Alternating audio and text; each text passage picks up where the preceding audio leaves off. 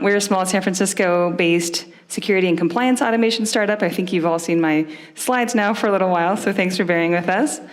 If you've ever seen billboards with a llama and the slogan "Compliance, that doesn't suck too much," or happened upon this great Reddit thread, that's us. As an aside, this is my first ever time at SAINtCON, and my second time in Utah. I have to say you all have it pretty great here. It's beautiful, and I think I have a favorite new conference, so thank you. Doubly excited to be here speaking with all of you. So to introduce myself, prior to Vanta, I was part of the security teams at Robinhood and Dropbox. I've worn hats within security and privacy engineering, behavioral security engineering, and security culture, and IT teams, so kind of seen it all. Before that, I was, and I still am, a professional musician. I play the viola. I realize that doesn't sound as cool as some other instruments. And in real life, you'll find me TPMing my personal life. I've got 2 young kids, including a 3-month-old, and I'm constantly threat modeling and planning and making lots of things on their collective behalf. Today, I'll be talking about Vanta's approach to defining and scaling our security culture in an environment where we're all trying to do more with less. As a small startup, we're always trying to tackle things in a way that allows us to have multiplicative impact. And from what I've heard so far this week, it sounds like a lot of you are in similar situations. And so I'll start by defining security culture, providing an overview of the principles we use to approach this at Vanta, and I'll wrap up with some tips for how to scale our security culture and yourselves along the way, and share some resources for getting started. So you might be wondering why all this matters. I'm sure we've all seen this statistic from the 2023 DBIR that 74% of breaches involve the human element, whether through social engineering, error, or more. We often jump to addressing this with the usual, right? Simulated phishing attacks, looking at the rates of phishing reporting, and assigning remediation training if someone interacts with a phishing email. And I've been in this position too, crafting convincing phishes, reporting on metrics, and even crafting rules of engagement for ensuring that these phishing campaigns go wonderfully.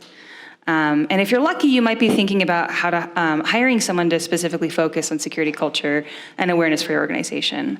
But what more can we do and differently, especially if you're not someone who has those resources, you don't have that headcount, or you're part of a tiny team that's trying to do it all? Oops, that was supposed to show up. So what else can we do to help people exercise good security judgment and make informed security-related decisions? So enter security culture. This matters because people are our best and strongest defense.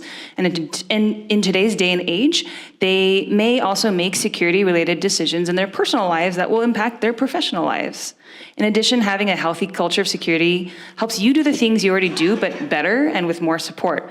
Building a culture of security actually doesn't take as much effort as you might be worried about, but it does take deliberate, and conscious effort to define it and get it up and running for real. Getting started at a foundational level, at Vanta, my team defines security culture as the norms, behaviors, and attitudes around security. This can feel a little bit abstract, so we have broken this down a little bit further into the following indicators of a strong security culture, with a llama for dramatic effect. First, that Vantans, which is what we call our employees and staff, care about security. That is, security is valued. Second, that Vantans understand their responsibilities when it comes to keeping the company secure, meaning they actually have the knowledge to make those decisions. And lastly, that they actually reach out when they have questions and need to make those informed security-related decisions, meaning that they practice the behaviors that you want to see. And you really do need all 3 to have a healthy security culture. So for example, someone can care about security and understand their responsibilities, but they make a misguided decision because they opt to not ask for guidance at a critical junction in their project. An employee who doesn't care about security probably also doesn't understand their responsibilities and definitely will not reach out to you when they need to ask for security guidance. So a healthy security culture requires all 3 operating together. Lance Spitzner put together this great list of what to look for, these indicators for what this looks like, including things like an employee feeling safe reporting an incident, even if they may have caused it. Security teams feeling comfortable asking the security team questions and getting the team involved in projects early on, big win. And requests to partner with security that come from many different teams across the organization, not just specific teams, and more.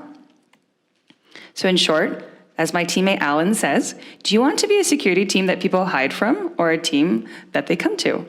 Not to give it away or anything, but we certainly would like to be a team that people come to. So to make that happen with a small team at a fast-moving startup, here are 3 ways we approach this. So first, establishing partnerships with cross-functional teams. This allows us to scale our impact in ways that we otherwise would not be able to do ourselves. We regularly partner with teams that come to mind, like IT, our enterprise engineering team is what we call it, privacy, risk, and compliance, and engineering and product, dog fooding our own product. But partnering with our communications team and our leadership team have been really effective for strengthening our security culture. An example of a small ask, high leverage item is something we call 60 seconds of security. It's a regular slot on our company all hands. And we use this slot to share a security update or a reminder or a tip, either from someone on security or for more of a splash and honestly more impact from someone else at the company. Honestly, it's more like 2 minutes of security. It's hard to pack it into 60 seconds, but 60 seconds sounds much cooler. But the real point is that hearing security messages that come from across the company, especially from leadership, helps drive home those points in a way that's even stronger than just coming from us. And yes, that is a sheep getting zapped by lightning because they clearly plugged in a USB. We also issue periodic threat briefings for any bad actor activity that we see that may be relevant to our employees or our company so people aren't left wondering. We also create and use self-serve resources and workflows so that Vantans can help themselves. This then frees up our team's time for work that's higher leverage or more urgent or more impactful. So some examples include building in self-serve security workflows in our internal ticketing system for different types of access and software requests, a team wiki with resources, tips, and frequently asked questions that apply to different orgs and different roles, and a security team decision log so we can be really consistent and clear in our guidance. We're also around for consulting and questions as needed, but having those resources in place allows our internal teams to take steps on their own and for us to just be pulled in when needed. And when people reach out, we're really timely, we're human, we're supportive with how we respond, and we work to understand each situation or question and find the best path forward. Hand in hand with those self-serve resources, we use a shared responsibility model for practicing strong security hygiene and following our security policies. So as a security company, this is obviously part of every team's charter and responsibility, not only for Vanta itself, but more importantly for our customers and their data. But as a team, we're really deliberate about sharing the love for security and explicitly stay away from fear-based messaging. We also avoid any messaging that could convey that security is always watching or that it's security's responsibility. This could take away from the agency that individuals and their teams have over their security and safety in their own day-to-day work.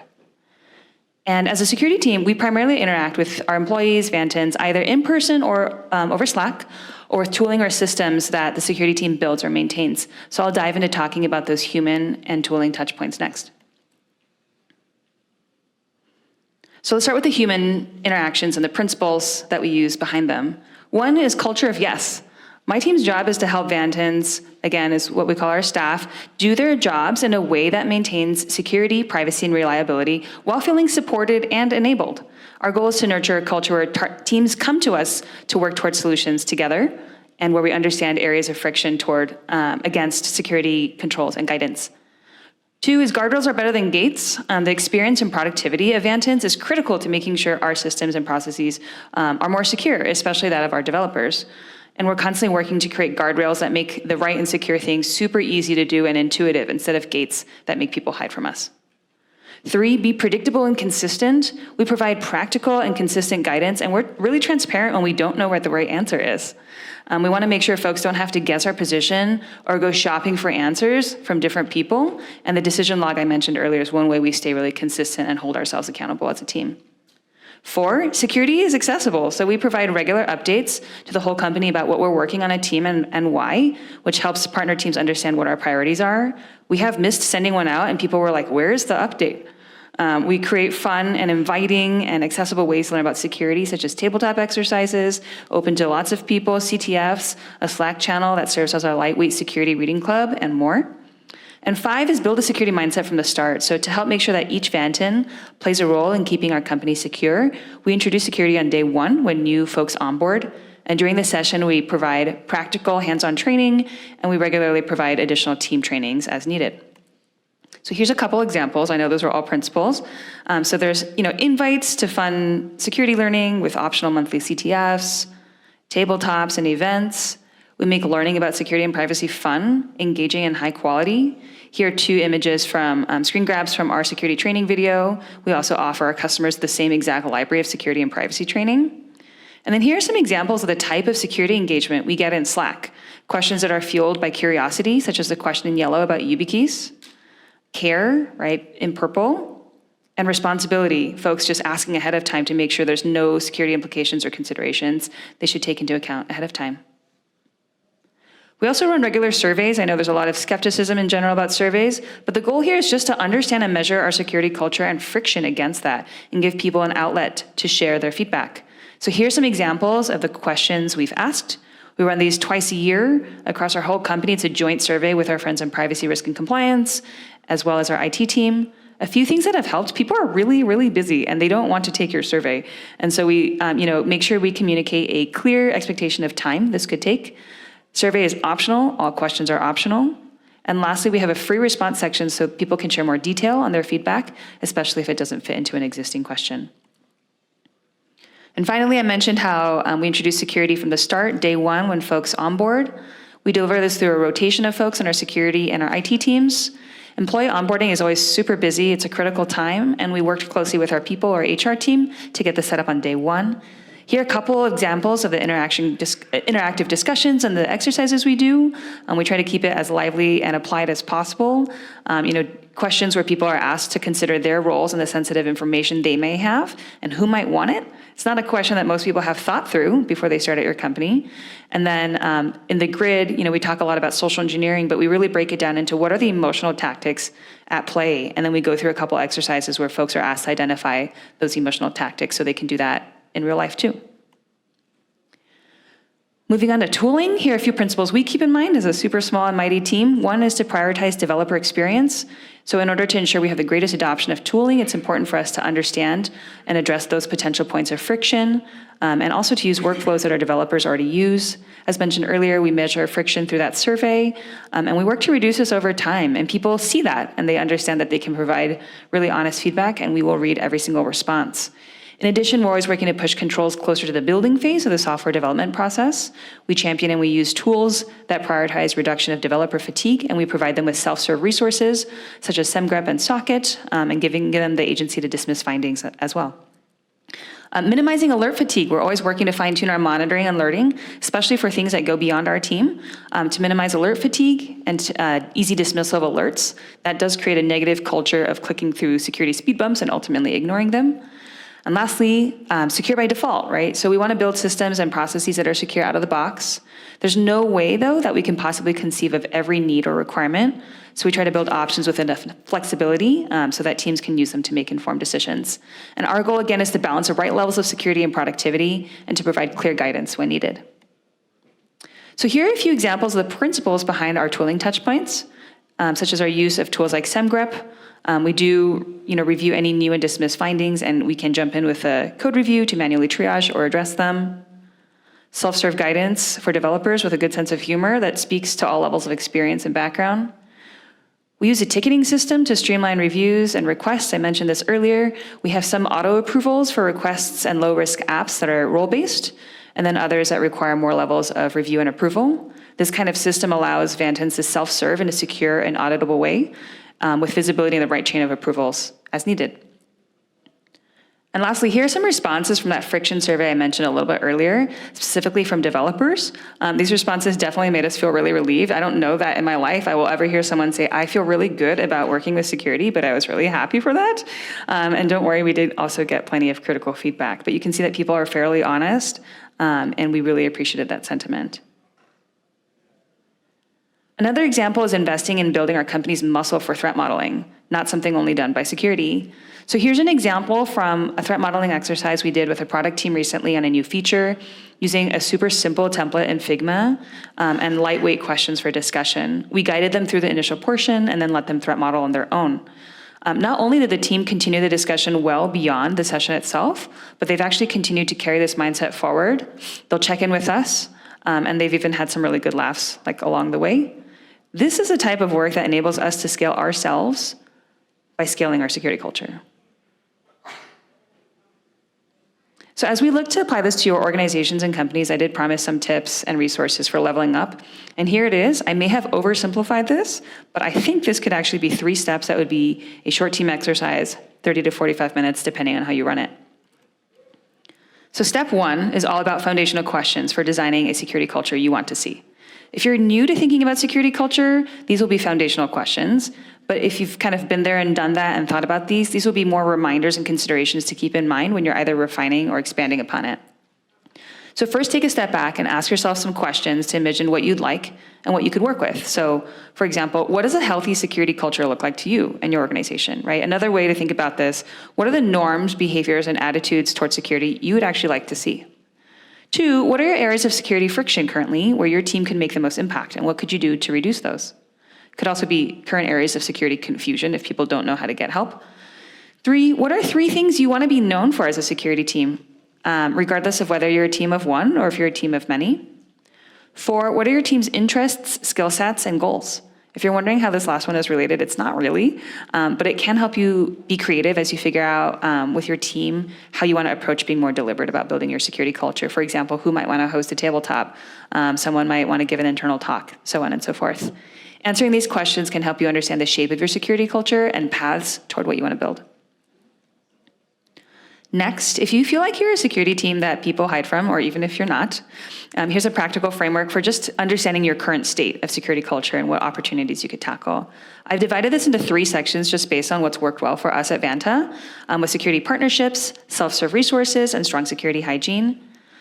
For security partnerships, think about what can help you extend your impact, whether it's something like updating a shared company process, to include a risk assessment, or partnering with another team on a direct initiative, like your workplace or facilities team, on a framework of physical security controls for global office buildouts. Look at the underlying data you have, such as around incidents or questions, and look for patterns to see if there's any high leverage items you can tackle first. Are there any other opportunities for strengthening your culture, and is there anyone who can support you? And then at larger organizations, it can sometimes help to have an executive sponsor who helps champion your security culture and gets you additional visibility at that leadership level. This does help you multiply your impact and make sure that the message is getting across to the right folks. Self-serve resources, do a quick check of the resources you offer and identify anything that's net new you want to create.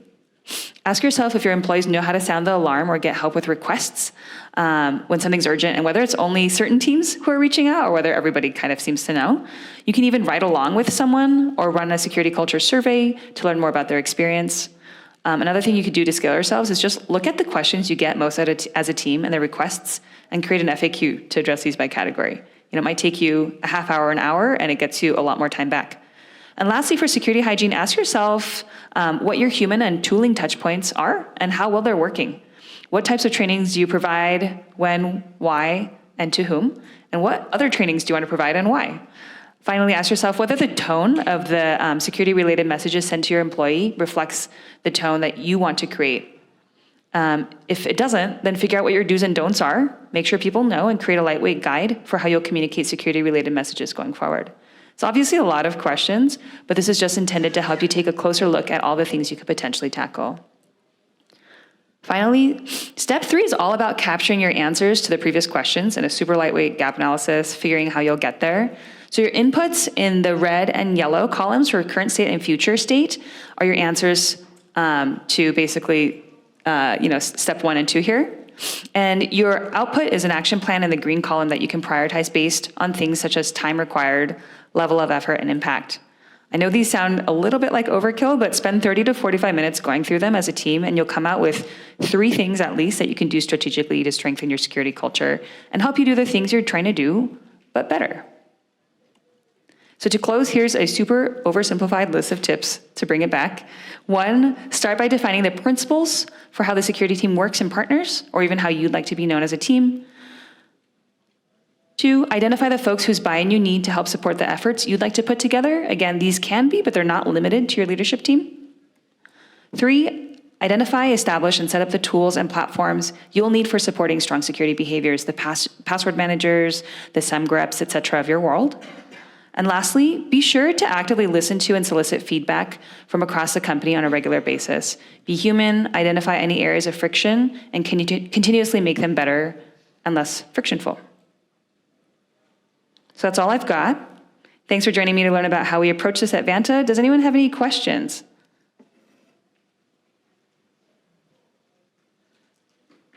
Okay, I don't see any, but I'm happy to hang around if anyone wants to come up after. Thanks so much. Thank you, SAINtCON, and excited to chat with more of you.